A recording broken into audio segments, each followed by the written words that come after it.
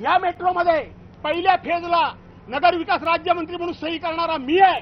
कुठं होतात तुम्ही होतात कुठं? ही कंटिन्युअस प्रोसेस आहे। तुम्ही याबद्दल क्रेडिट घ्यायला हरकत नाही, पण उठसूट उद्धव बाळासाहेब ठाकरेंच्यावर आरोप करायचे, त्यांनी काही केलं नाही। अरे लाजा वाटल्या पाहिजेत तुम्हाला। 2014 पासून तुम्हीच मंत्रिमंडळामध्ये आहात। हे आज मला महाराष्ट्रामध्ये विधानसभेमध्ये मला विचारायचं होतं। उठसूट तुम्ही त्यांना जबाबदार धरता। 2014 पासून तुम्ही मंत्रिमंडळात आहात, 2019 पासून आज तागायत तुम्ही नगर विकास खात्याचे मंत्री आहात। तुमची ही जबाबदारी आहे, तर कोणाची जबाबदारी आहे? अध्यक्षांना पाठीशी सातत्यानं घालतात। आणि म्हणून जे सांगत होते मुख्यमंत्री की त्या ठिकाणी आम्ही गिरणी कामगारांना पण घरं देणार होतो, 4 दिवसापूर्वी आझाद मैदानावर गिरणी कामगारांनी मोर्चा काढला। त्यांनी एक जीआर दाखवला की त्यांना घरं दिलेली जात आहेत, ती कर्जत तालुक्यामध्ये वांगणे आणि शेलू गावामध्ये, आणि त्या जीआर मध्ये लिहिलेलं आहे की तुम्ही घरं नाकारली तर तुमचा हक्क जाईल। आणि हे काय खोटं सांगतात सभागृहामध्ये? चड्डाची चड्डी। आणि अध्यक्षांची ही भूमिका आहे की आम्ही हे खोटं ऐकून घ्यावं। आम्ही ऐकून घेतलं, पण त्याच्यावर काही प्रश्न विचारू नये हे अध्यक्षांना म्हणायचं आहे। आणि म्हणून अध्यक्षांना सुद्धा अदानीला वाचवायचं आहे। मी एक्साइट झालेलो नाही, माझा बीपी हाय झालेला नाही, पण अध्यक्षांनी संपूर्ण सभागृहाची गरिमा ही धुळीस मिळवलेली आहे। हा डायरेक्ट माझा अध्यक्षावर आरोप आहे, डायरेक्ट आरोप आहे। अध्यक्ष दुतोंडी आहेत, भेटल्यानंतर वेगळं बोलतात आणि वेगळं त्या ठिकाणी वागतात। आणि म्हणून असंघटित कामगारांचा विषय निघाला नाही, परभणीचा विषय निघाला नाही, फक्त मुंबई मुंबई मुंबई। अरे तुमच्या हातात तुमचं खातच तुमचं आहे ना, काय मेहरबानी करता? काय मेहरबानी करता? उठसूट तुम्ही त्या ठिकाणी जा। आज जवळजवळ 11 वर्ष सतत तुम्ही मंत्रिमंडळामध्ये कायम आहात। तुम्ही राज्याचे मुख्यमंत्री झालात, तुम्ही उपमुख्यमंत्री झालात। 2 वर्षाच्या कालावधीमध्ये उद्धव बाळासाहेब ठाकरे फक्त मुख्यमंत्री झाले, त्यावेळेला कोरोनाचं संकट होतं, त्या संकटामध्ये तुम्ही पण होतात ना। मग त्यांनी काम केलं नाही, मग तुम्ही काय करत होता? प्रत्येक वेळी हे मंत्री प्रश्न विचारतात। आणि म्हणून मी या ठिकाणी सांगतो, बीडीडीच्या बीपीटीची जी चाळ आहे, बीडीडीच्या ते बीपीटी मध्ये त्यांना विकास करण्याकरता म्हणून काही प्रश्न आम्हाला विचारायचे होते। रेल्वेच्या बाजूला ज्या झोपड्या आहेत त्यांना केंद्र सरकार जागा देत नाहीत, ते मला काही प्रश्न विचारायचे होते। असंघटित कामगार योजनेमध्ये करोडो रुपयाचा भ्रष्टाचार झालाय, या संदर्भामध्ये सरकारला मला प्रश्न विचारायचे होते। बीएमसो वॅट हा प्रकल्प काय तुमच्या कारकिर्दीमध्ये आला काय? मोनोरेल हा अटल सेतू तुमच्या कारकिर्दीमध्ये आलेला नाही, वरली शिंगलोक तुमच्या कामामध्ये आलेला नाही। दुसरी गोष्ट नवी मुंबई एअरपोर्ट, काय तुमचं कर्तृत्व? काय? नगर विकास राज्यमंत्री असताना त्या ठिकाणी तानाजी सत्रे म्हणून मराठी एमडी त्या ठिकाणी होते आणि मी राज्यमंत्री होतो। तिथं लोकांचा विरोध, दोन्ही मराठी माणसं आपली आलेत या भावनेतून जाऊन लोकांना समजावण्याचं आम्ही काम केलं। तुम्ही काय केलं? तुम्ही नुसत्या बॅगा घेऊन सुरत गुवाहाटी या भागामध्ये गेलात आणि त्यांना समर्थन अध्यक्ष करतात। आज माझा राग अध्यक्षांच्यावर आहे, आम्ही शांतपणे ऐकून घेतलं। आणि म्हणून पुणे आता मिसिंग लिंकचा उल्लेख त्यांनी केला।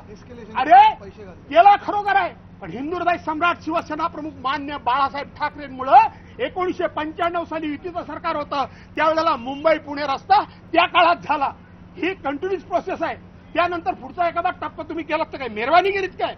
आणि म्हणून मला या ठिकाणी तुम्हाला सांगायचं आहे की बीएसटीचा आमच्या अधिकाऱ्यांनी 5,000 रुपये बीएसटीच्या लोकांना मदत करण्याकरता सांगितलं, त्याच्यावर तुम्ही बोलायला तयार नाही। अदानीच्या विषयावर गोलगोल फक्त धारावीची लोक त्या ठिकाणी चांगल्या घरात राहू नये काय, हे नाही काय, ते नाही काय। मला वाटत नाही नगर विकास मंत्र्यांना चर्चेमध्ये घेतलं असेल मुख्यमंत्र्यांनी, अदानींनी घेतलेलंच नसेल।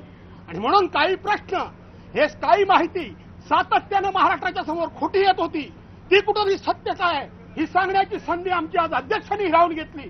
आणि म्हणून आम्ही जेव्हा अध्यक्ष महोदय करतो त्यावेळेला आम्हाला उत्तर अध्यक्षांकडून अपेक्षित नसतं, आम्हाला सरकारकडून उत्तर अपेक्षित असतं, कारण आम्ही सरकारकडून उत्तर मागत असतो। अध्यक्ष महोदयांना ऍड्रेस करण्याची प्रथा आहे, म्हणून आम्ही त्यांना प्रथा करत असतो।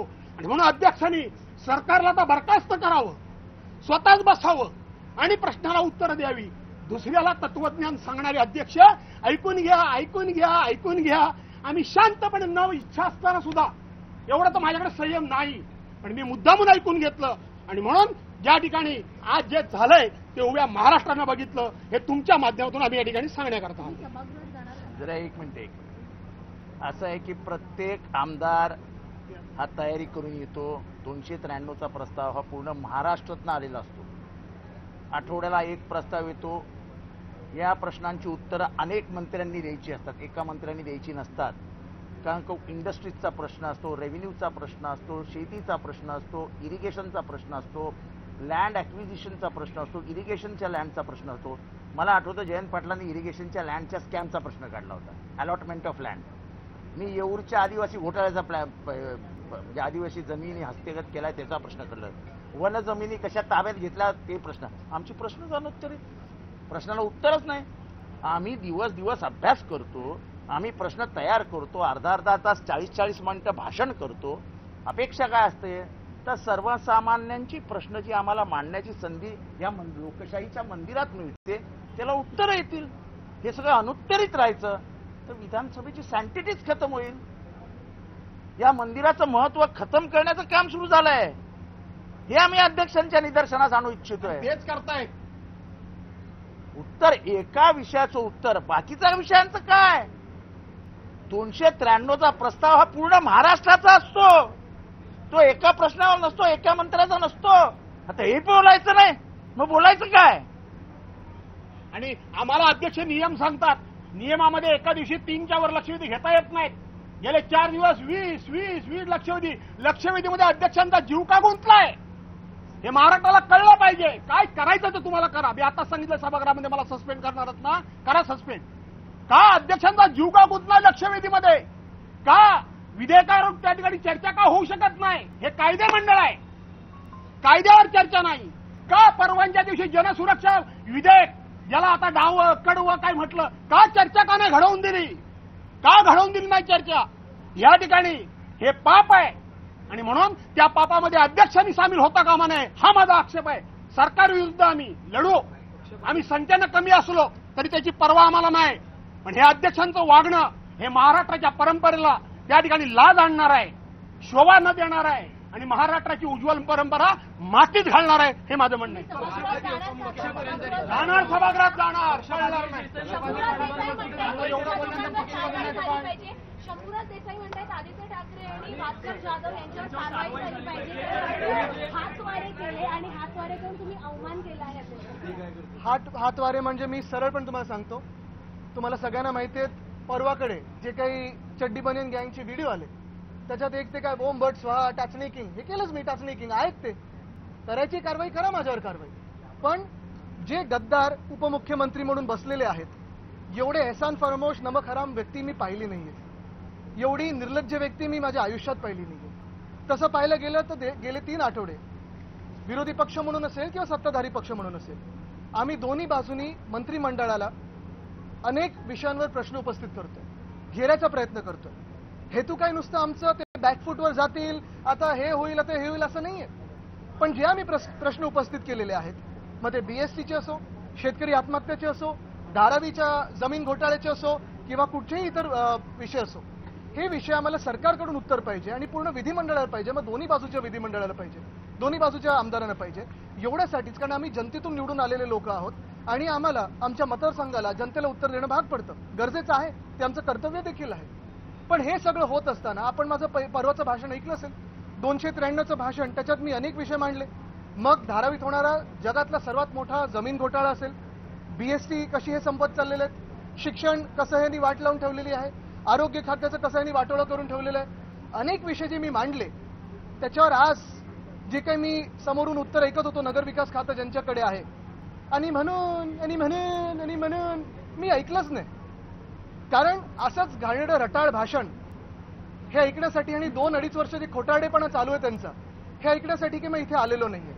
उत्तर आम्हाला पाहिजे होती. बरं, राईट टू रिप्लायसाठी गेलो तेव्हा समोरून आरडाओरडा सुरू झाला आणि मग जे आहेत त्यांना तोंडावर बोललो की तुम्ही गद्दार आहात, सुरतेला पळून गेला होतात, डरपोक आहात, पैशासाठी पळून गेला होतात. तसं पाहायला गेलं तर राईट ऑफ रिप्लाय दिला असतं तर मी विचारलं असतं मुंबई पुणे मिसिंग लिंकमध्ये एवढं कॉस्ट एस्केलेशन का झालंय, डिले का झालाय? नॉर्थ बाउंड जो कोस्टल रोड आहे त्याच्यात तुम्ही किती वेळा कॉन्ट्रॅक्टर बदललेत, 6,500 कोटीचं काय एस्केलेशन केलेलं आहे? कोस्टल रोड ज्या मिनिटाला आमचं सरकार पडलं किंवा पाडलं या निर्लज्जांनी, तेव्हा देखील तुम्ही एस्केलेशन केलं. जिथे जिथे भ्रष्टनाथ मिंदेनी हात घातलेला आहे, मग ते रस्ते असतील कुठेही असेल, सगळीकडे ह्यांनी पैसे काढण्याचं काम केलेलं आहे, बाकी काही केलं नाहीये. पण एवढं सगळं होऊनही मी का ऐकायची तयारी पण पाहिजे.